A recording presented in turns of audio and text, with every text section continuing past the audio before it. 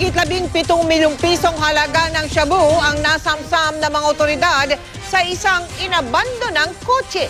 Doble kayod naman ng mga otoridad dahil ang mga sindikato ng droga na online payment daw ang gusto para iwas tiklo. Nakatutok si June Meleracion. Ilang oras din minanmanan ng mga operatiba ng Drug Enforcement Group ng PNP ang kotseng ito. Inabangan na magpakita ang mga sospek nakatransaksyon sa bypass operation noong Biyernes, May 19. Pero walang nagpakita. Doon yung bypass dapat. So siguro nakahalata, iniwan nila yung sasakyan sa parking lot. Kaya binuksan na lang ang sasakyan madaling araw ng May 20. Sa loob ng compartment, nakita ang 3.5 kilos ng shabu na nagkakahalaga ng mahigit 17 milyon pesos. Kilala na ng Drug Enforcement Group ang may-ari ng sasakyan. Inimbestigahan natin unang-una yung owner ng sasakyan. Doon sa na-recover natin mga dokumento,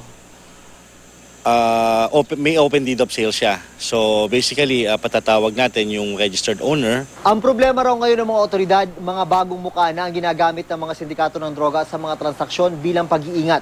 Kaya doble kayod ngayon ng mga operatiba para makilala ang mga anilay bagong player sa mundo ng iligal na droga.